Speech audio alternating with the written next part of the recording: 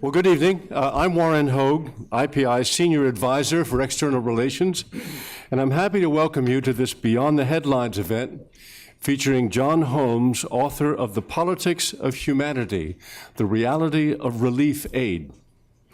John, as you know, was here at the UN as Undersecretary General for Humanitarian Affairs and Emergency Relief Coordinator from March of 2007 until August of 2010, a period of 3 years and 4 months.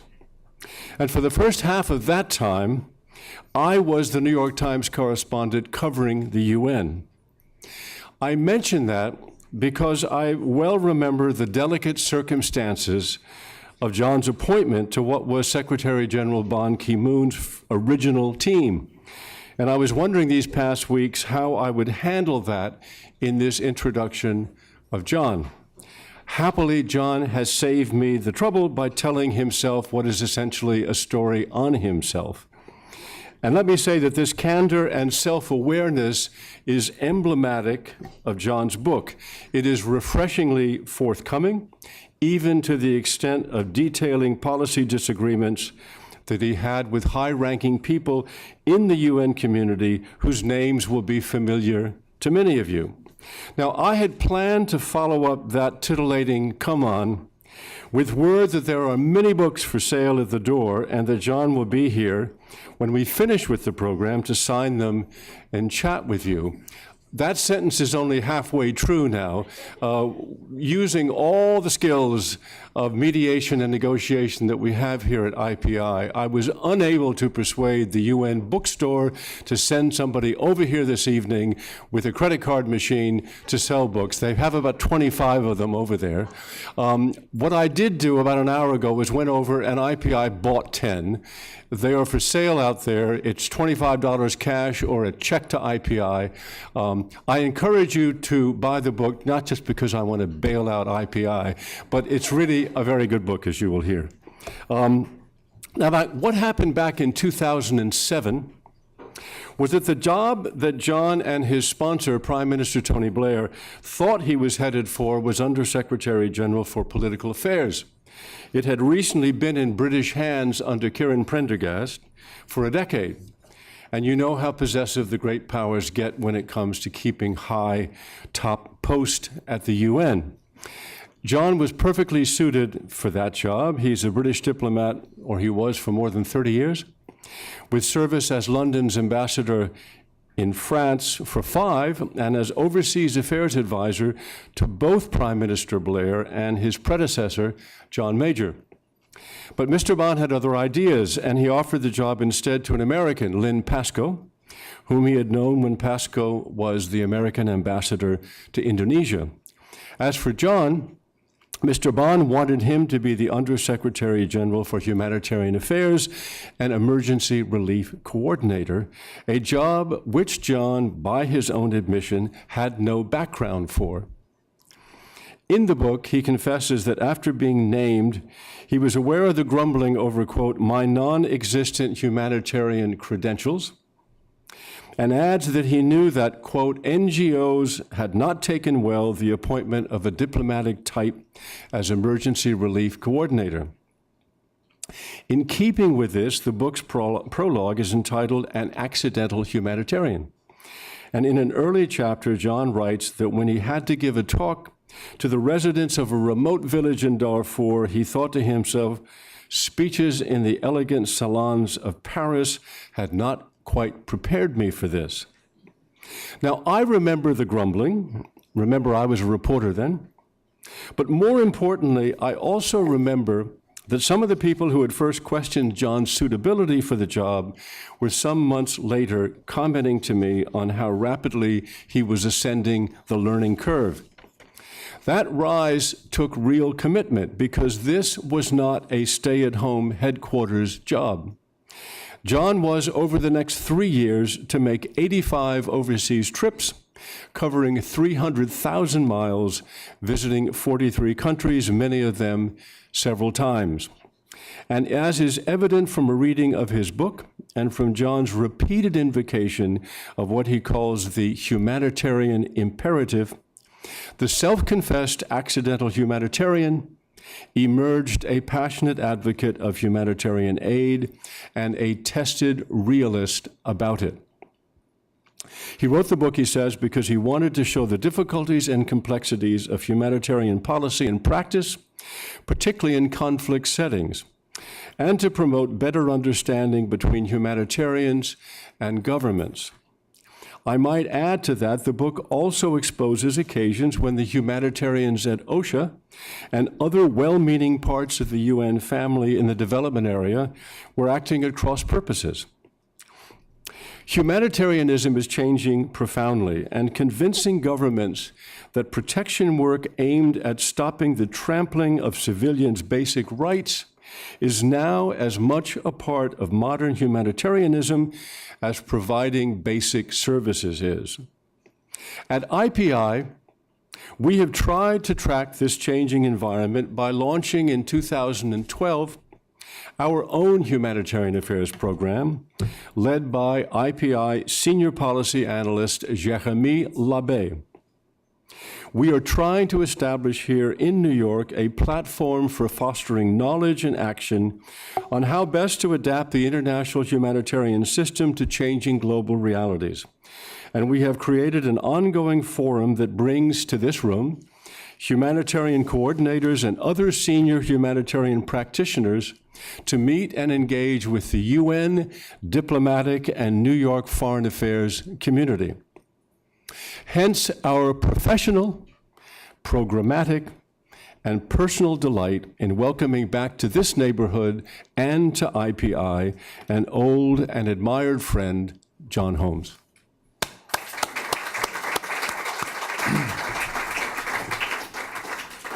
Well, thank you very much indeed, Warren, and thank you very much to all of you for coming this evening. It's a great pleasure to see you, and thank you for tramping through the New York rain, although thankfully it seems to have stopped for the moment. And thank you very much for those very kind words, Warren, too kind.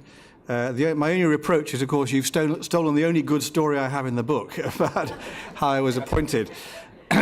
But it's true that my qualifications obviously were doubted, not least by some in the NGO community and perhaps by some in the UN as well. I think actually that this explains why the first trip that my office sent me on was, I think, a test, really, because they sent me on a 2-week trip to Darfur and to Eastern Chad and the Central African Republic. And I think they thought if I came back from that, A, alive, and B, still willing to do the job, maybe they'd give me half a chance. And I just about did. Listen, I have a sort of standard spiel about the book I've been giving to sort of literary festivals here and there in the UK. But I think with this audience, particularly with some very dear friends and colleagues in it who know a lot more about this than I do, I'm not going to go for the standard spiel because I think that would rather insult your intelligence. So let me just try and say a few things about why I wrote the book and a little bit about what's in it, obviously, and then give you 3 examples of the dilemmas I talk about in the book, 3 specific examples, and then obviously we can go on to discussion and questions and answers. So why did I write the book? I didn't intend to write a book, although I thought about it. I never wrote a book about any of my experiences on the diplomatic side, even though some of them were rather interesting, working, as you said, for John Major and Tony Blair. I think the reason I wrote it was that I almost felt compelled to write it after doing the job, and after going through that intensity of activity and experience and difficulty and also horror. I felt compelled to write down what I'd learnt in the hope that it will be of some use to others in trying to understand the humanitarian world. And one of the reasons for that is that I think humanitarians are very bad often at explaining themselves to the rest of the world. The humanitarian community is a bit like other sort of communities which face difficult problems in a very intense way. They tend to be rather introverted and they spend a lot of time talking to themselves and therefore assume that the language they speak is intelligible to the outside world. And often it isn't. And people don't really understand why we're saying what we're saying, and why we're arguing about what we're arguing about, and why we're making the points we're making. And therefore we fail to get through, and people fail to understand that what we're saying is something intensely practical. and down to earth and not something rather theoretical and ivory tower. I mean, a couple of obvious examples of jargon that we use all the time: humanitarian space and protection of civilians. Humanitarian space, I mean, everybody in the humanitarian world knows what it means more or less. No one outside the humanitarian world has got the faintest idea what you're talking about usually. And protection of civilians, well, it's a more difficult concept because it doesn't always do what it says on the tin, as they say. But again, it's something which doesn't immediately convey itself to the outside world. So I also wanted to try to explain what we do, what the humanitarian community does, in words which I hoped people would understand in relatively simple language, and avoiding too much jargon and maybe also too much emotion. I mean, it's a very emotional subject. You have to, I mean, in what I'm saying in the book and in what I'll say in a few minutes, it can come across as a bit dry and a bit theoretical and a bit political. But actually what you have to understand is behind this is the story of individuals, facing the most appalling circumstances that you can imagine. And I mean, the only comparison I can give in sort of most of our lives is a sudden death of someone very close to you, a child or a partner. And whatever seemed important to you the day before somehow seems not to matter at all just after this has happened. Well, if you imagine that magnified 10 times, that's the sentiment, that's the sensation a person must have faced by disaster when his house and his family and his livelihood and his village and his context and his future has all disappeared in a flash, and he doesn't know where to turn or when normality will ever return, if it ever will. So it's that sort of reality that we're trying to help that we have to bear in mind when we're talking about some of these more political dilemmas. So why did I write it apart from this feeling of compulsion? I think firstly there was a concern that humanitarian principles were not being respected by people as they should be, but as much as they used to be. And one obvious sign for this is the trend, which I think most of you are well aware of humanitarians being targeted, deliberately targeted in some places in a way which has perhaps not happened before or rarely happened before. Humanitarian workers have always put themselves in harm's way, have always been vulnerable to being caught in the crossfire or being in the wrong place at the wrong time. But this is different when they're actually being attacked for who they are and for what they're doing, not because they're in the wrong place at the wrong time. So I think I wanted to explain why they're doing what they're doing and the importance of respecting these basic humanitarian principles: humanity, independence, neutrality, and I can't remember the last one,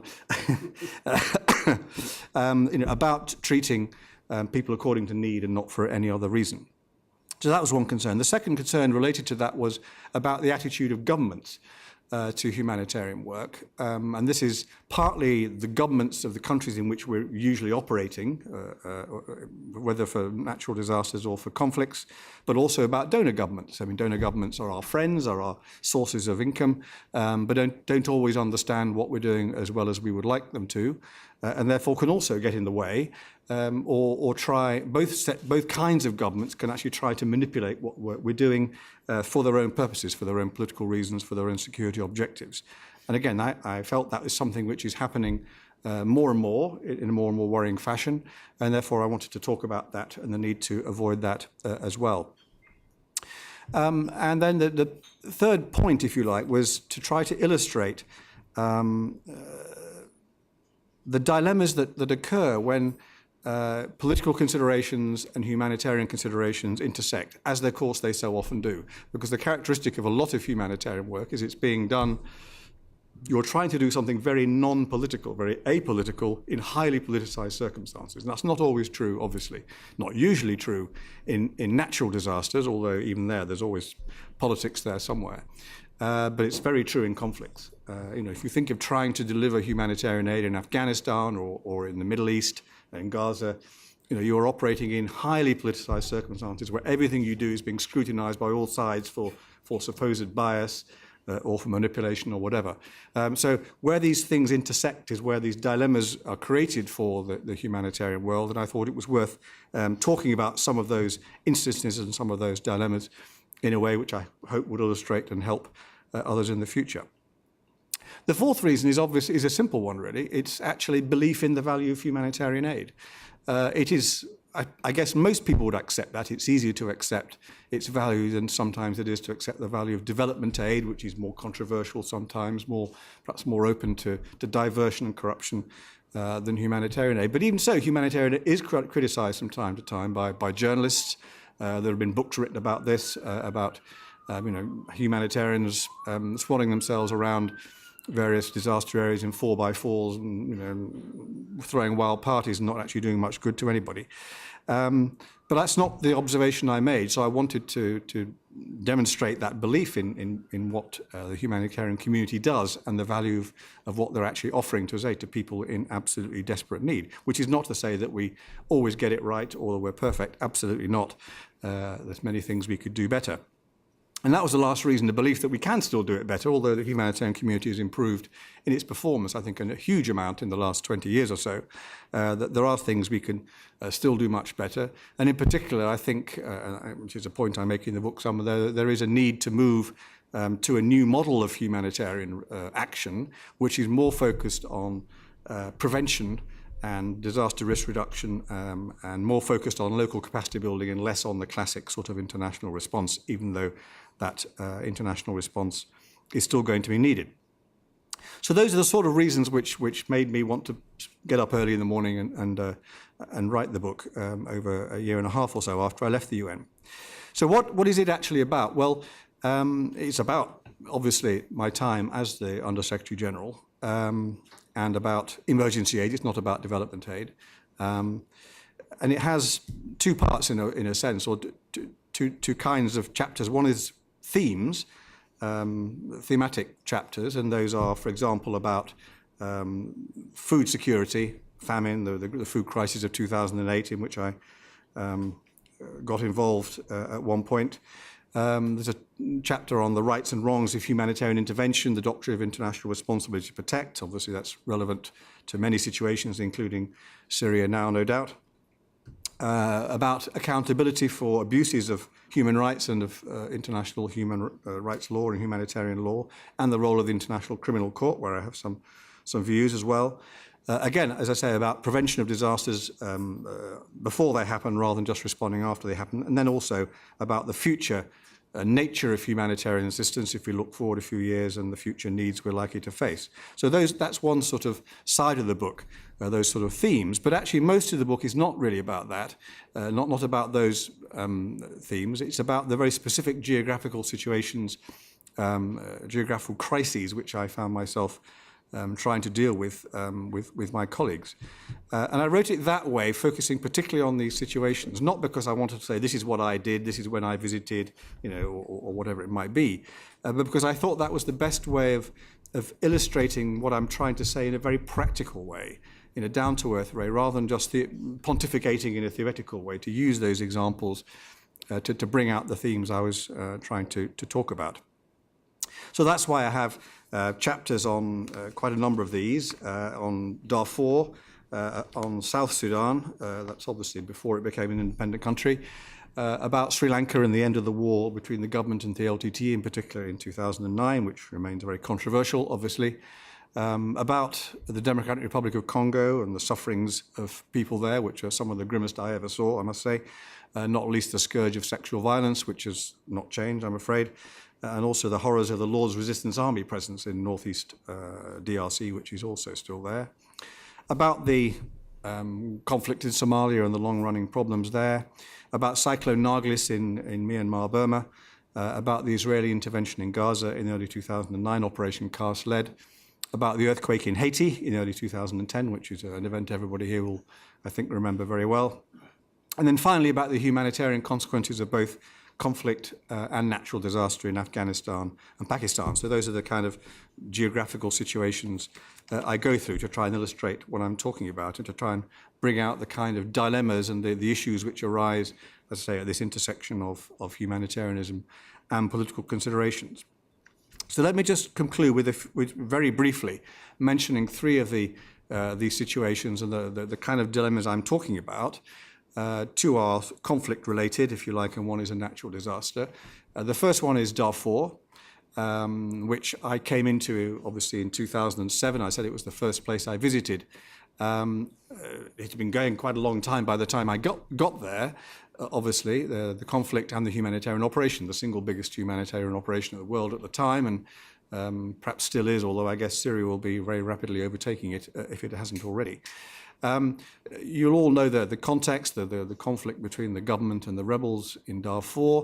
By the time I arrived in 2007, it was no longer a hot war, if you like, and the Janjaweed were not invading villages every day as they had been earlier in 2003, 2004, 2005.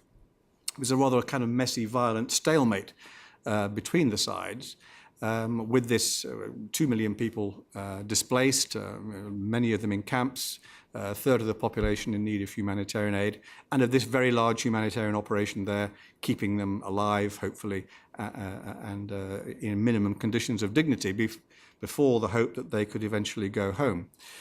Now the problem was, as many of you will remember, that the Khartoum government were not exactly the easiest of colleagues in this humanitarian endeavour, because their attitude towards the humanitarians was extremely ambivalent. On the one hand, they didn't particularly mind if we kept people alive by giving them food and water and medical aid and all the usual things.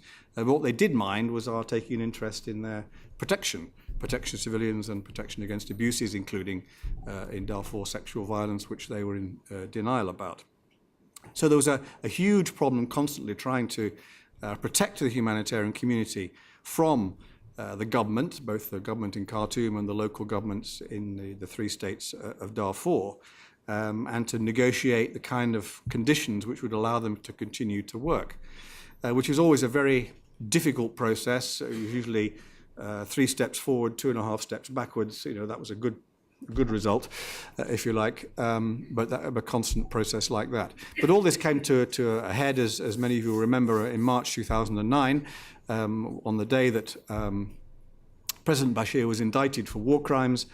He decided to exercise his retaliation, if you like, against the humanitarian community by expelling 13 very significant NGOs from Darfur and their operations there.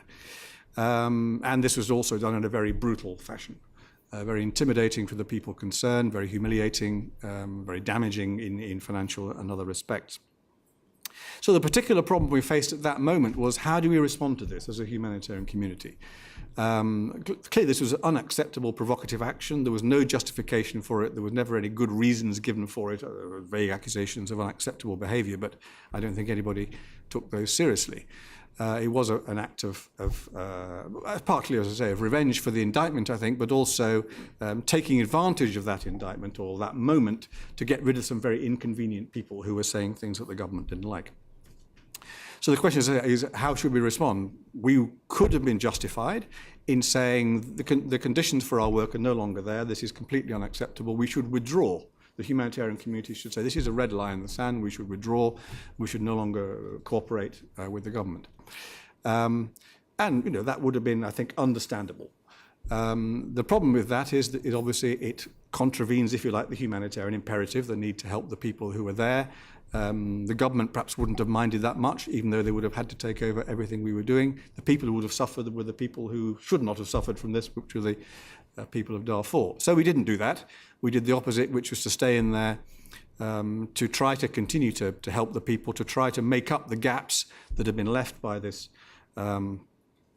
unjustified expulsions, and to try to renegotiate with the government the conditions for our work.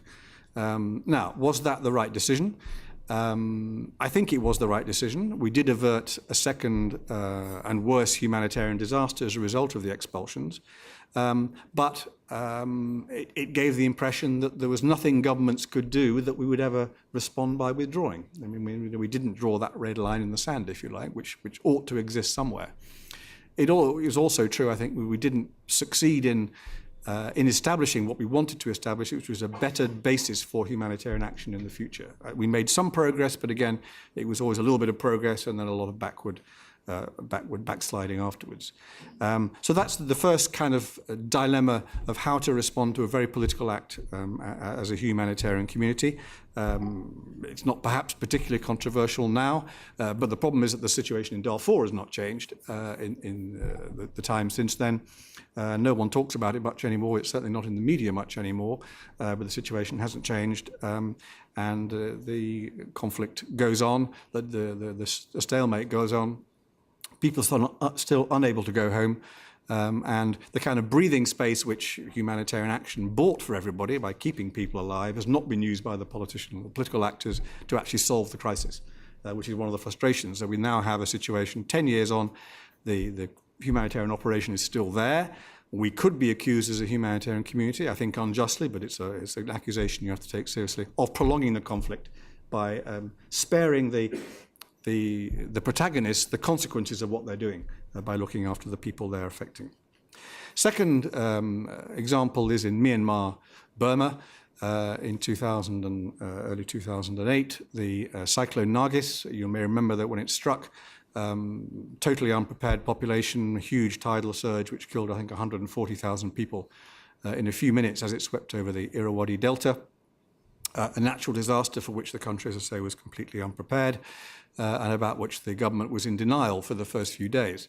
The issue here, as many of you will remember, was that the government said, we will accept outside aid, at least in terms of cash and goods. We will not accept international humanitarian workers. Clearly, they were suspicious that there were going to be CIA agents running all over the place trying to undermine the regime, or even worse, foreign journalists looking for what they could find about the regime. For whatever reason, and it was obviously a very tense political situation at the time, they decided to refuse the entry of international humanitarian workers, and we therefore faced this dilemma again of what should we do.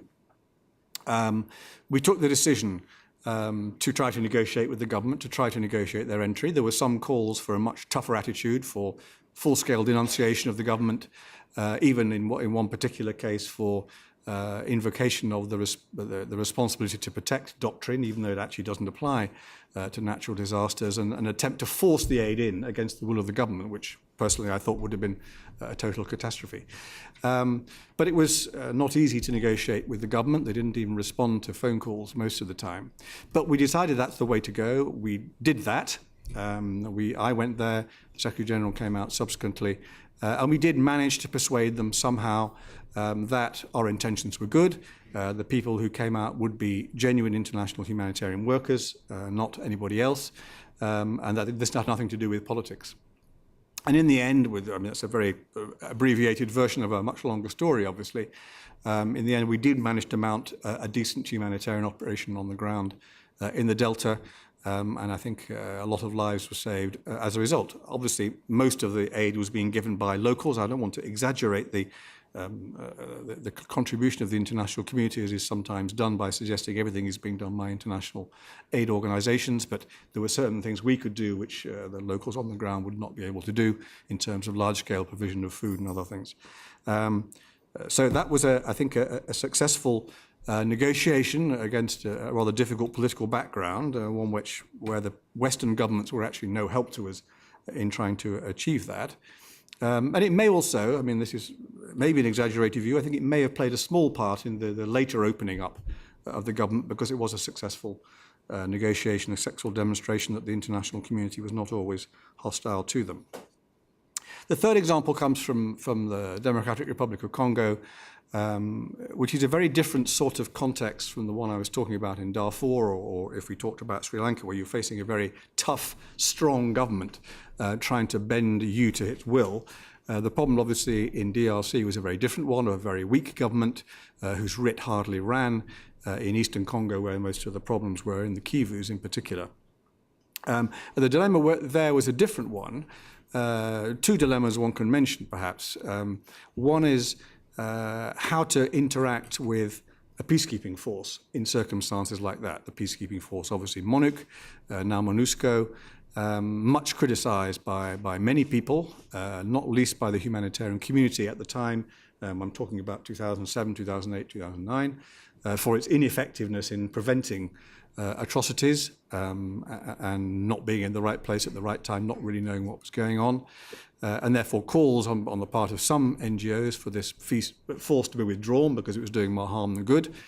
How should we respond to that? How do we work with a peacekeeping force in those circumstances? Well, I suppose the real answer to that is with great difficulty. I personally took the view that it wasn't right to call for the peacekeeping force to be withdrawn because I thought the situation, whatever the issues that were there, the situation would have been significantly worse without them than it was with them, and that the right response was to work with them to try to make sure that to counteract the greatest weaknesses, to try to re-establish a better relationship between them and the government, because of course the government's own armed forces were very much part of the problem rather than part of the solution, and therefore how to work with let's say, a very weak government and a peacekeeping force struggling to maintain a presence which was actually contributing to stability was a real dilemma there. And the second dilemma was how to deal with two horrible phenomena I've already mentioned very briefly. One is the scourge of sexual violence in the area, and the second was the presence of the Lord's Resistance Army. Not very many people necessarily in the case of the LRA, but causing absolute havoc in northeast Congo, where they didn't belong at all. Of course, they came from northern Uganda. So how do we deal with that? How do we respond to that particular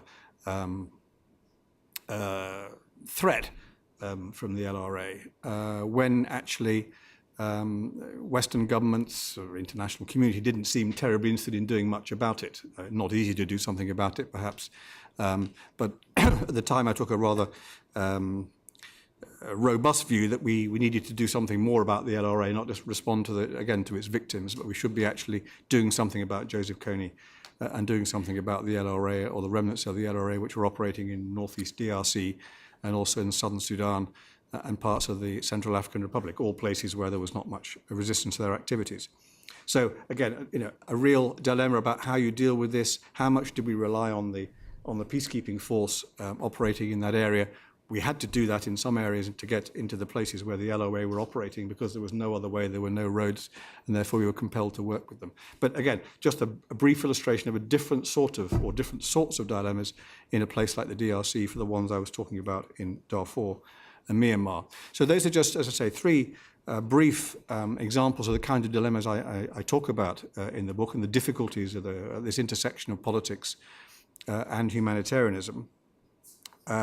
And the reason I think it's useful and interesting to talk about them and to write about them in that way is that, of course, these issues are still there. In some cases, exactly the same issues in the case of Darfur or very similar ones.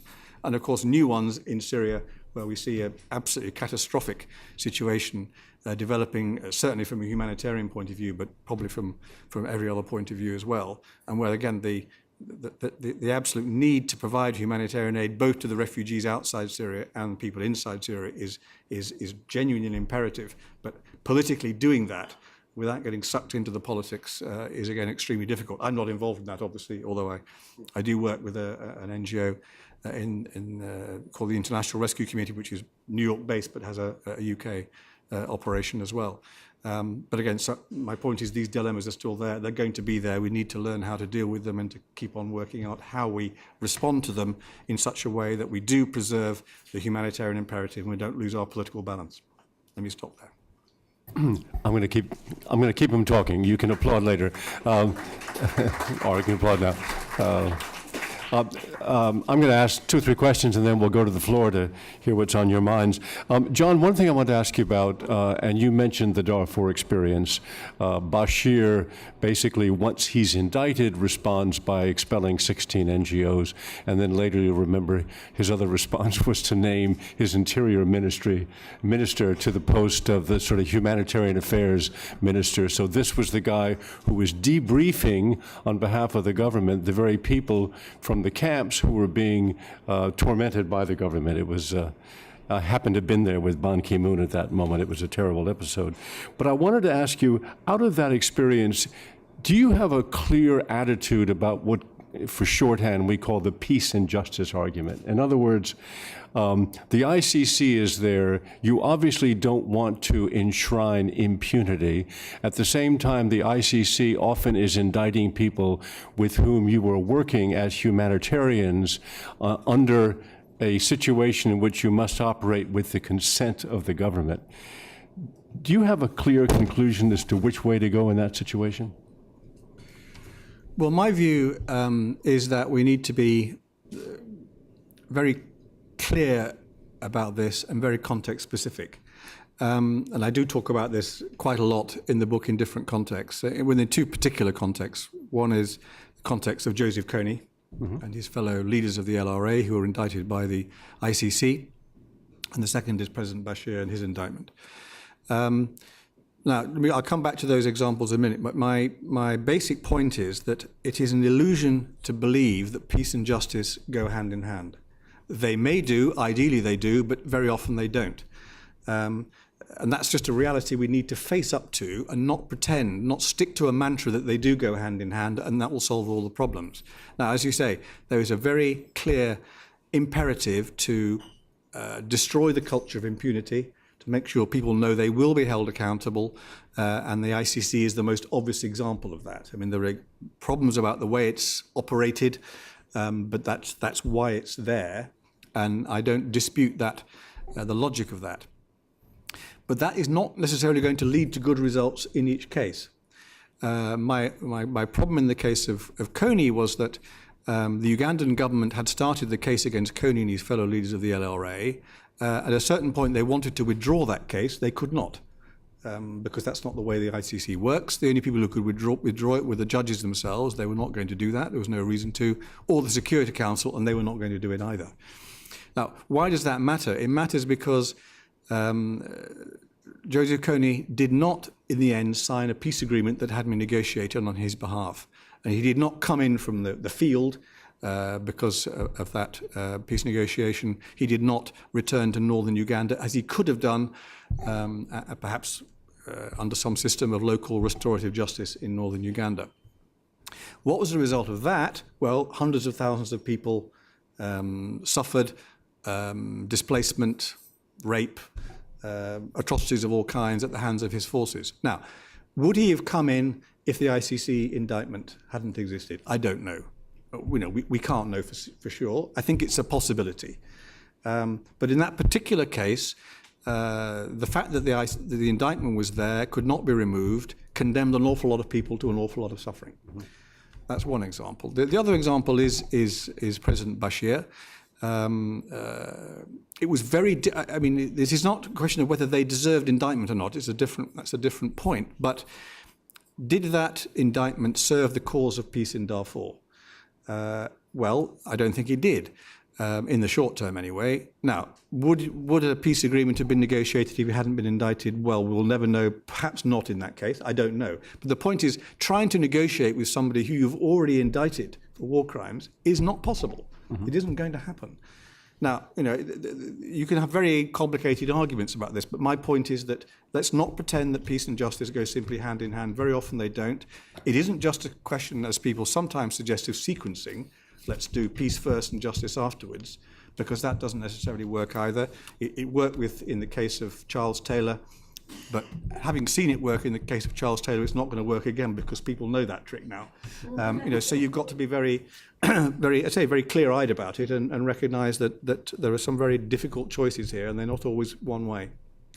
That's why I asked you that question. I know it comes up here often. I want to ask you a question on something that comes up in the book, and I've got two sort of citations. Basically, this is the transition from emergency relief to development. The first case, and this is virtually quoting from the book, you talk about Chad and Niger.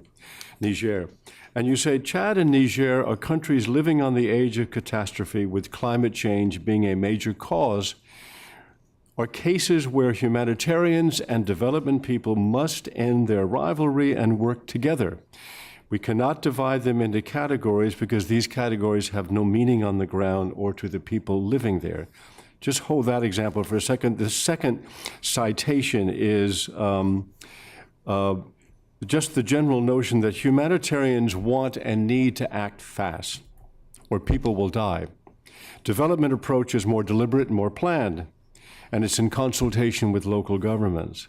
At one point in the book, John, you ask, why can't a plan be devised that combines short-term action with its necessary quick wins and its visible improvements with longer-term development?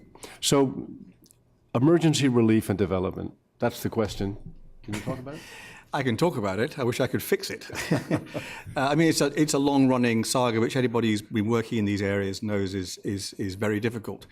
I mean, I often used to say that if it was simple to fix it, we would have fixed it already. Why haven't we fixed it already? Well, it's because I think humanitarians and development workers do have different mindsets. They need different mindsets in some ways, and the money comes from different pots.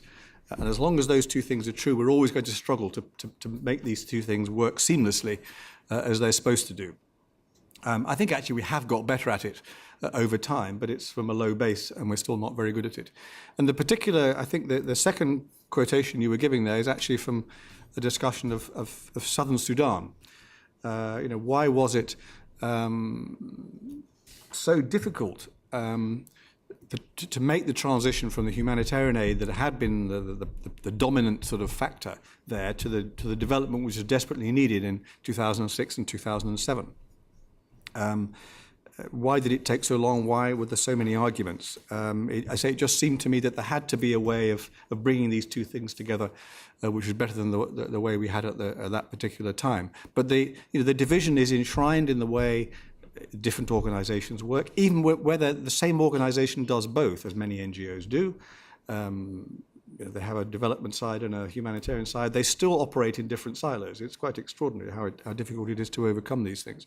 And of course, governments do the same thing as donors and so on, and even the recipient governments maybe do the same thing. So it's very difficult to overcome this, but it should be overcomable. We should be able to do it better. It shouldn't really be as much rocket science as it seems to be. I think there's a lot of intellectual effort gone into this. We have got a bit better at it, but it's still a struggle. In the first case, the problem there is that cases like Niger is the one that I had most particularly in mind. When the thing comes to an absolute crisis, the humanitarian community responds, as it did in 2010 and then again in 2012. We can just about prevent the worst happening, the whole thing sliding into total disaster. But then we tend to there's a kind of sigh of relief, and then we go back to some other crisis, and then we wait for the next one to happen, rather than the underlying issues which are there, which are very hard to tackle. There's no easy solutions, being tackled with the same degree of urgency as the crisis itself. That's my argument, that we have to tackle the underlying stuff with the same degree of urgency as we tackle a crisis when it happens. Otherwise, we are condemned to repeat the same crises endlessly at shorter and shorter intervals because of climate change, which is what we're doing. But does that mean that development people have to get involved earlier? In other words, humanitarians are just busy keeping people from dying. And you're saying then when that's done, no one sort of attends to or you're saying really in the very beginning you've got to deal with the basic structural. It should be simultaneous. It should be both working together at the same time. Now, I think there are good efforts going into that. I mean, I've seen that my successor, Valerie Amos, and Helen Clark as the head of UNDP have been doing joint visits to places. I think that's a very good sign of a real effort to make that sort of difference. A before and after question. You say in the book that when Tony Blair called you to say that Britain wanted you to take up a USG post at the UN, you thought to yourself, the UN did not have a great reputation as a place to get things done. That was then. What do you think now? I don't think the reputation has changed, to be honest. Well, I think what I would say particularly is that I think I was fortunate to be in a part of the UN where things do get done, because they have to be. If you're working in the humanitarian sector, you have to do things or people die. And therefore there is an imperative on action. And what I found in the different bits of the UN which dealt with humanitarian affairs, and of course in the NGO world and the Red Cross, Red Crescent movements, was precisely that sort of down-to-earth, can-do spirit. Not the kind of bureaucratic, time-serving, or whatever it might be. I don't want to get too rude. That you might find in other parts of the United Nations, shall we say. So I think there was a genuine can-do spirit and where things were achieved. I mean, I think the other thing I would say, that was a very sort of simplistic thing I was saying at the time. The point I always make to people who criticize the UN, and there are many in Legion, and sometimes they include me, is that people don't make the distinction they have to make between the UN as an institution and the member states. If usually when the UN isn't doing anything or can't fix this, it's because the member states don't agree and don't know what they want the UN to do, and therefore the UN is inevitably then as an institution at least semi-paralysed by the disagreements in the Security Council or anywhere else. So people just conflate these two things because it's easy to do. Well, the bloody UN, it's just a lot of hot air. Syria is a fine example of that. Syria is a very fine example. Not the only one though. I'm just going to ask one little question at the very end, and then I'm going to go here to the front row. Don't know quite a hat, but I was struck in the book how very often the media got in the way. I'm not asking this out of personal. I did not feel personally affected by that, but it's just it was 6 or 7 or 8 times in the book you would just make an allusion to the fact that the media either got it wrong or badly wrong, or just was prying where it should not have been prying, and that it actually made your job more difficult. The one that was interesting to me, because I'm guilty of this one, is all of us picked up the figure 200,000, eventually became 300,000, as people who had died in Darfur, and that quote came from your predecessor, Jan Egeland.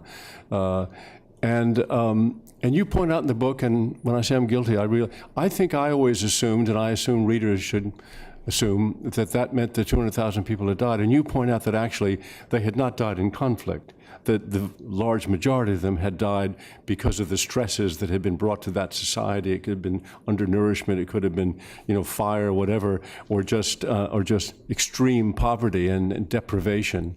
But in general, did the press or did the media really get in the way of your work as much as you indicate? I'm surprised you say that, because I wasn't intending to say that. Yeah, it just comes up often. You're just feeling sensitive about it, Warren, because you're a journalist, that's all.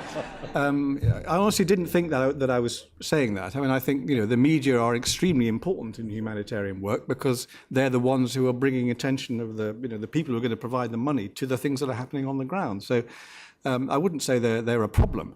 A fundamental problem. I think there was as I said, there's a symbiotic relationship between humanitarians and the media, because the media on the ground need the humanitarians to sort of take them to where the action is and to show them what's going on, and the humanitarians need the media to to bring the publicity and generate the resources they need to actually do what they're doing. Now, having said that, were there examples where the media could have been more helpful? Yes, of course there were. There are areas where I do criticize the media. One is the kind of spotlight effect of the media, if you like. So, when the subject is sexy, it's kind of all in. And when it's not sexy anymore, it's all out. And, complete darkness reigns where there was total floodlit sort of scrutiny, 5 minutes before. And some places never get spotlit at all. For example, the Central African Republic, because it's too far away, you don't even know where it is. So there's that side of things, but that's a fact of life. I mean, I don't particularly criticize.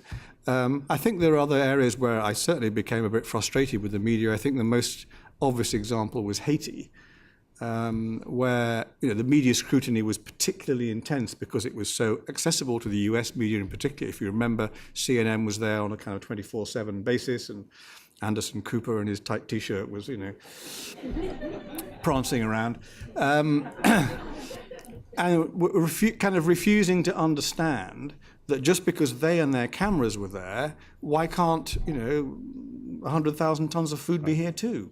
Well, because it's more difficult than that. You have to kind of get it there and distribute it. So that was obviously frustrating. But I wasn't trying to be overcritical of the media in general. I actually wasn't fishing for a compliment so much as I've often thought people think the media have more power than we really have. And I was just surprised at how often you had just mentioned the fact that they got in the way. But that was my point. It wasn't to defend us so much as to say, you sure you're not exaggerating the kind of power that we had? Anyhow, go to the front row here, please. It would be helpful if you would stand because we're webcasting in the back. Do you mind? No.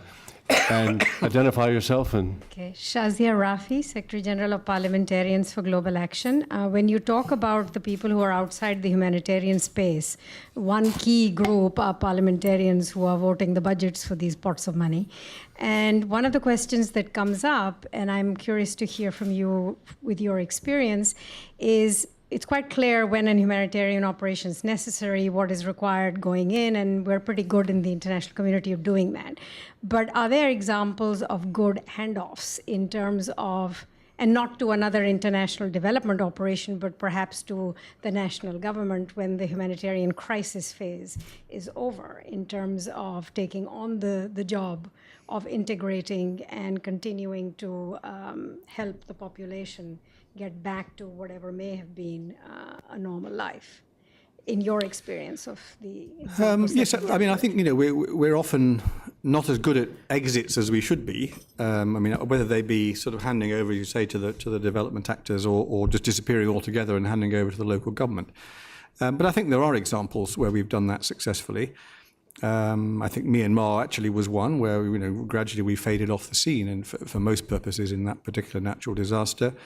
If you think of other examples like the tsunami or other disasters in Indonesia where you have a sort of strong government and strong civil society, then you can actually sort of say, well, our work is done. We should now clear off the pitch and let the locals get on with it.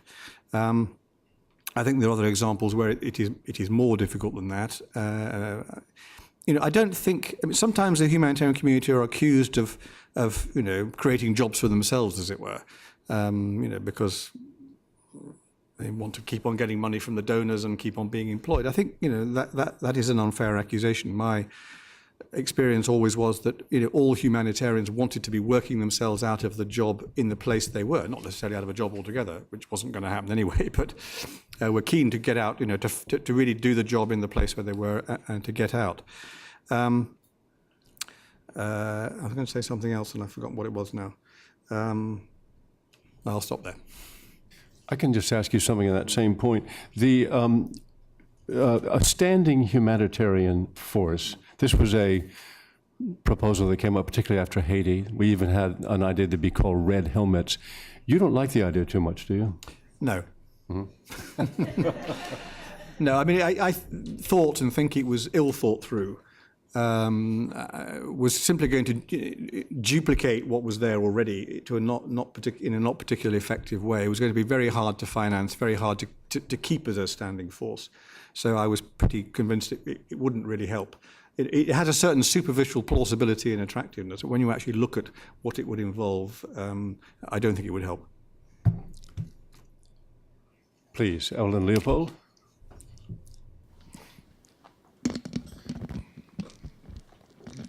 Evelyn Leopold, part of the media, former colleague of Warren, the wonderful Warren, and I did cover you for a while, Mr. Holmes. When you first took the job, a friend from the FCO said to me, "Do you have any suggestions for him? He's a political person, and the U.S. has just screwed him out of DPA, and he's going to be taking humanitarian affairs."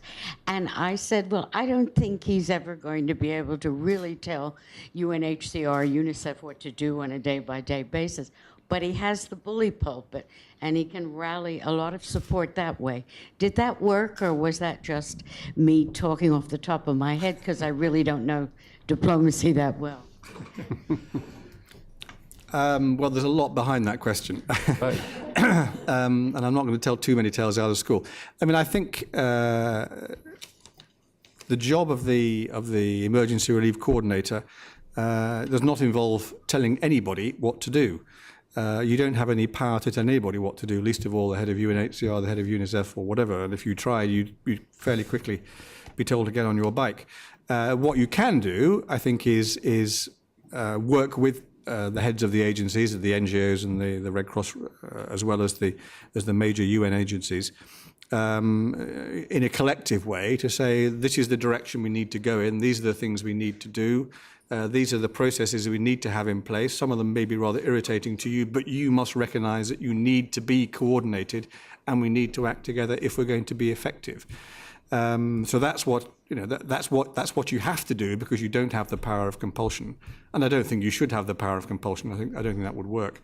And I flatter myself that I was able to do that reasonably well by working with the agencies, bringing them along, and doing things in a collective way, and hopefully, continually improving the coordination effort and improving the way in which we work coherently. Now, is there still a long way to go? Yes, there is. And those who in this audience who are unfortunate enough to know a lot about the cluster system will, recognise that we do have a long way to go in some areas. But I think, as on the whole, we have been moving in the right direction.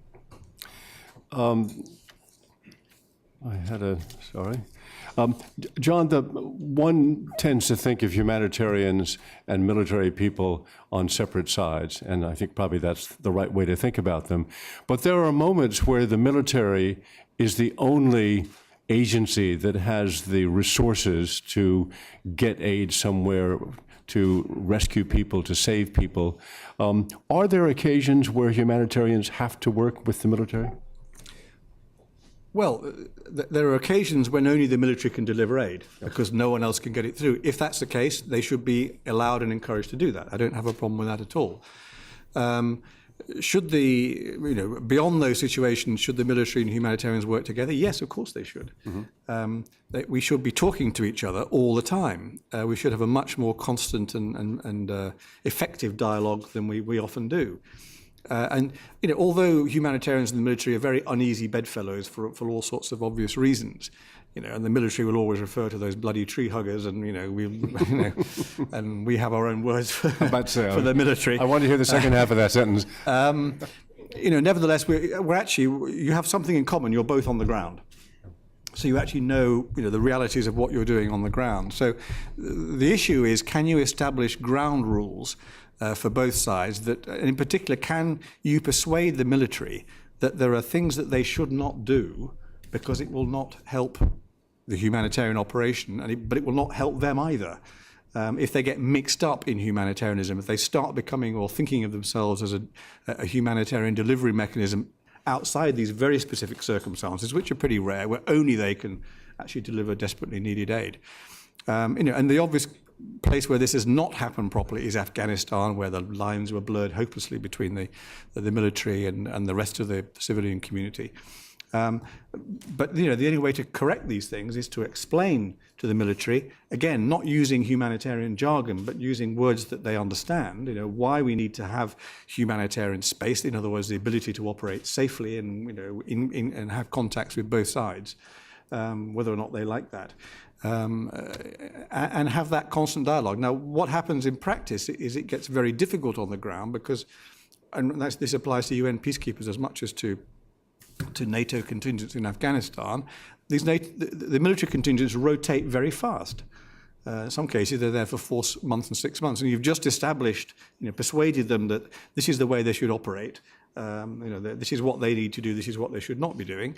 When they've gone, you have to start again with the next lot. Now, of course, humanitarians rotate as well, although rather less rapidly. But my point is that if there is a really good dialogue, then you can avoid these misunderstandings. You can avoid the attempts by the military to manipulate humanitarians or to use them for their own security or stabilization purposes, and then you can get the right kind of division of labor between the two.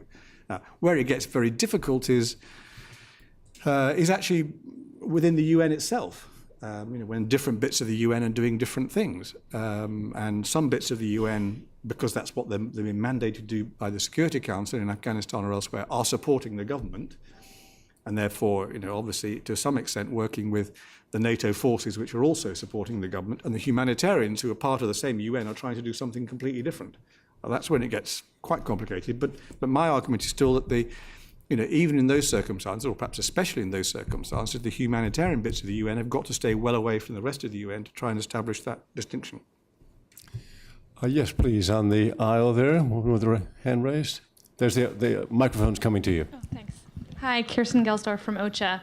I was wondering, what do you miss about the job? And also, is it hard to now watch current crisis response unfold and not be able to be a part of it? I read the book very closely. I discovered nothing in the book that he missed about the job, but I'll be interested to hear this answer. Well, of course, what I missed most of all, Kirsten, was the people in Hoge. No, but it's actually true, because there were some fantastic colleagues, not only in Hoge but in the rest of the humanitarian community, and I missed that sort of sense of being able to do something real on the ground, be able to achieve something, and be able to help people in a real way. So I do miss that.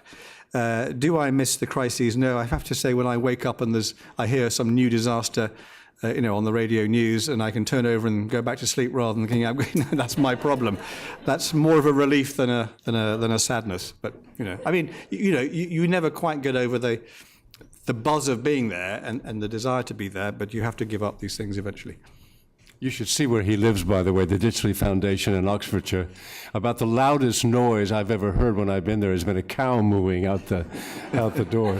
I've got 3 questions. We'll take 3 at once, John, if you could just make a note to yourself. Yeah. Let's start here in the second row, then over there, Kai, and where did I have a third? And then Udo, and then Jeremy, I'll get to you afterwards, okay? So 1, 2, 3.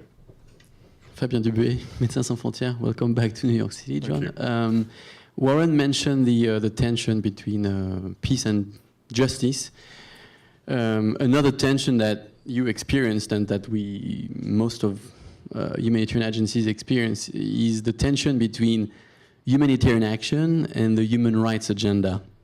So basically, situation where we have to deliver assistance, and to do that we have to secure the support of the belligerents, states or non-state actors, but situations where you also can be confronted to very serious breaches of international humanitarian law and human rights. And one very difficult example is that you faced, and that I think we faced, is Sri Lanka.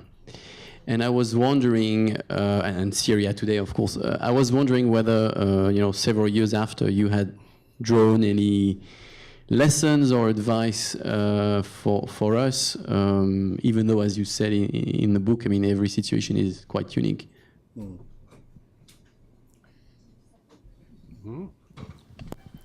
Thank you. Kai Stabel from UNDP.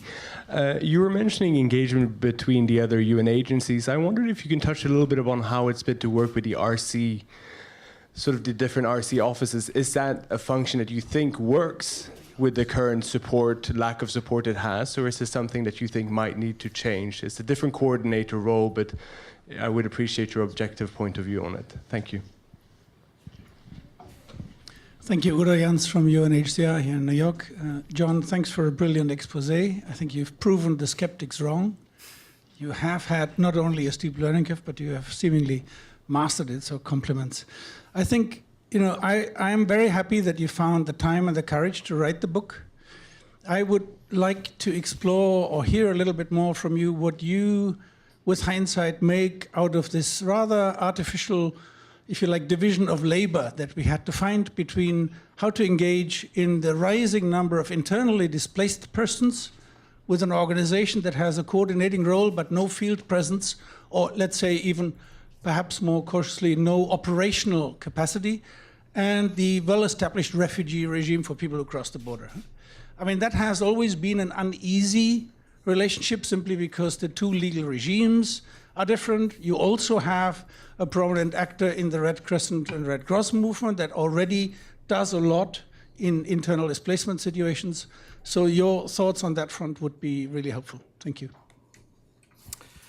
Right, 3 nice easy questions there.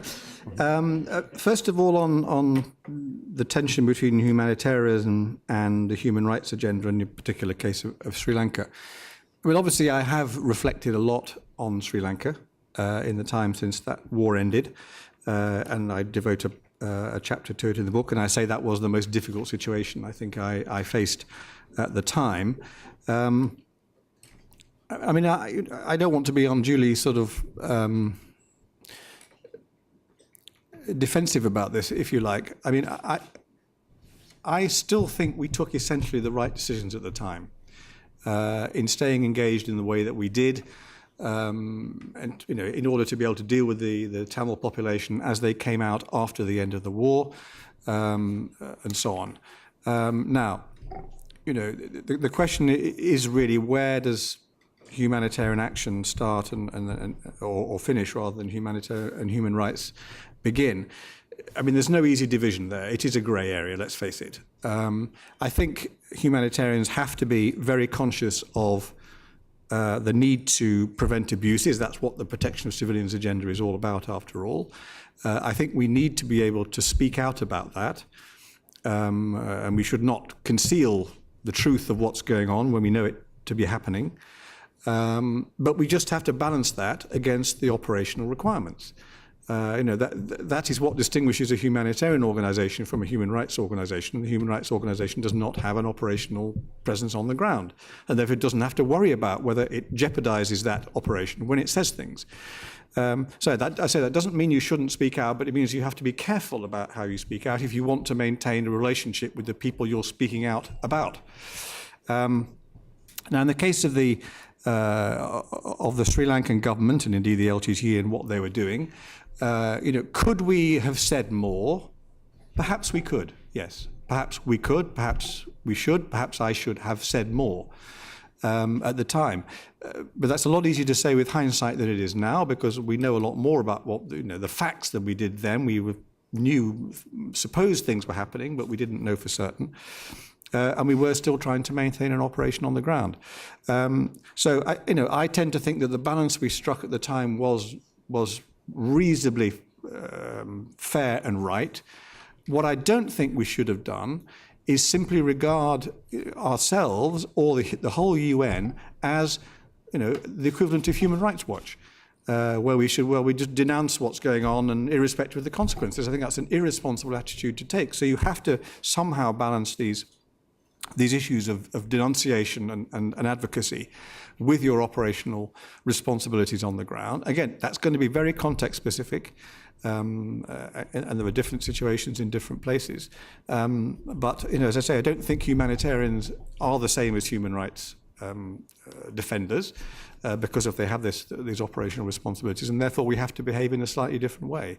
And if we don't, we will, be behaving irresponsibly at the end of the day. That will be my response anyway. Does the RC system work? Do we engage with it? Well, this is a very important question for the humanitarians, particularly inside the UN, because very often, not always, but very often, the humanitarian coordinator is the same person as the resident coordinator. My observation was that, sometimes it worked, and sometimes it doesn't work, and sometimes it didn't work.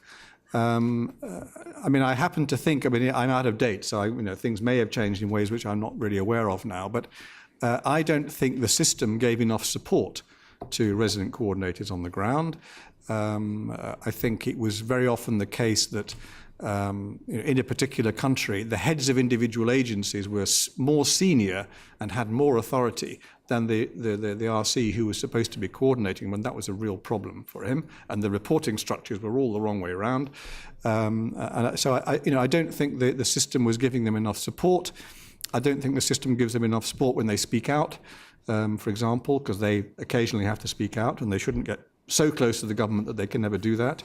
And I don't think they were given sufficient incentives. I don't think they are given sufficient incentives to be resident coordinators, which is a pretty awful job very often, especially when things start to go wrong.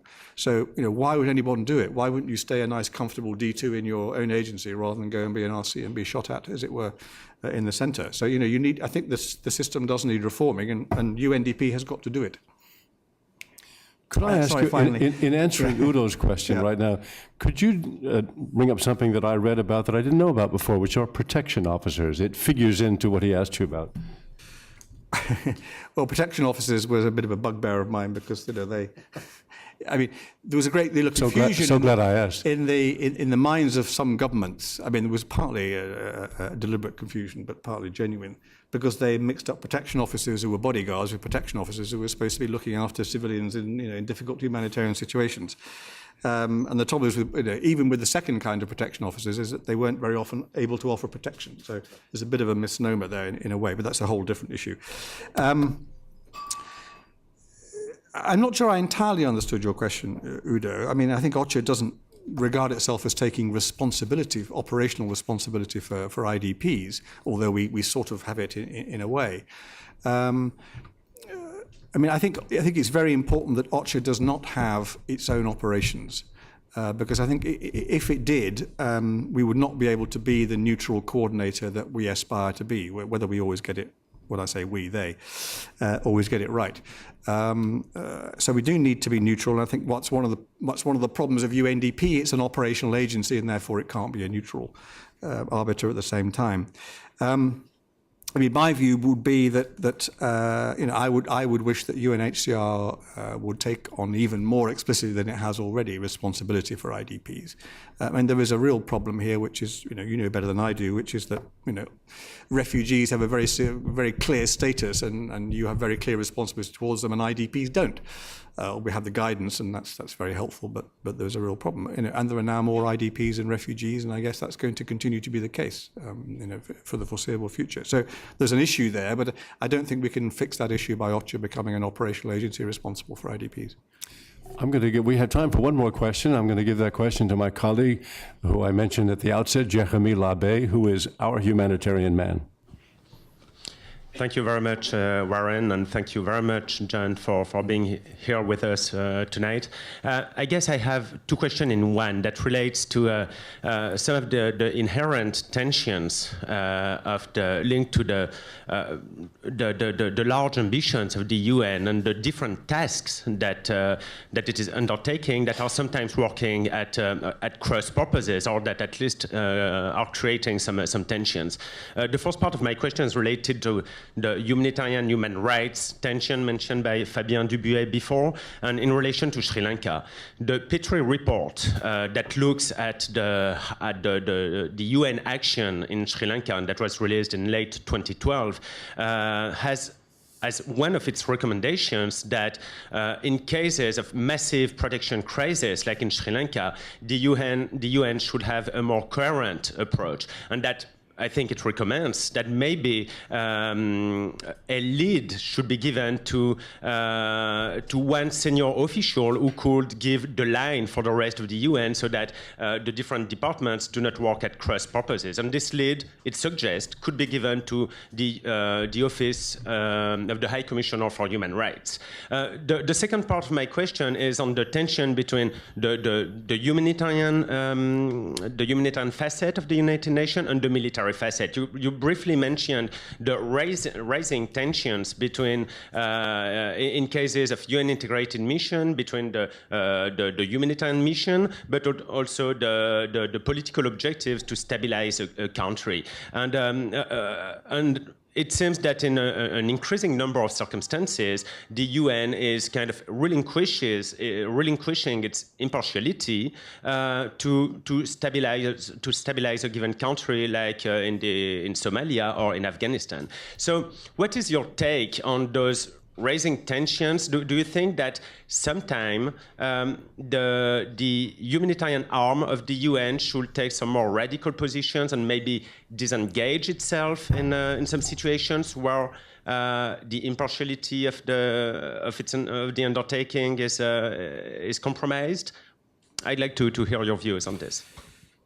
Well, there's a lot of things behind that. I mean, when I was talking about Sri Lanka and in response to Fabien's question, obviously had in mind partly the Petrie report, which I think, tends to suggest that, as I say, the UN in circumstances like that should somehow become a sort of, global equivalent of Human Rights Watch, which I think would be a mistake. I mean, yes, of course, there should be greater coherence, and yes, of course, I'm sure there were, many mistakes were made over Sri Lanka, which we could get better and more coherent at headquarters. There are also advantages in having different bits of the UN doing different things. It should be possible for the human rights part of the UN to speak out and to do things in ways which the humanitarians perhaps can't, because they have less operational responsibility on the ground in the way that I was suggesting. So, I think perfect coherence is not always the answer to the problem. But in any case, I mean, I think the Petrie report has many good things to say, but I tend to disagree with quite a lot of it for all sorts of reasons, but one of them being that recommendation that we should simply focus on defending the human rights issues and kind of forget about the rest. When it comes to stabilization of countries, I mean, there is a real issue, has been for a long time, about integrated missions from a humanitarian point of view. I mean, it depends on, again, it is a bit context specific again, it's a bit hard to generalize, but where there's an active conflict going on, it's important that the humanitarian side of the UN is distinct from the rest of the mission.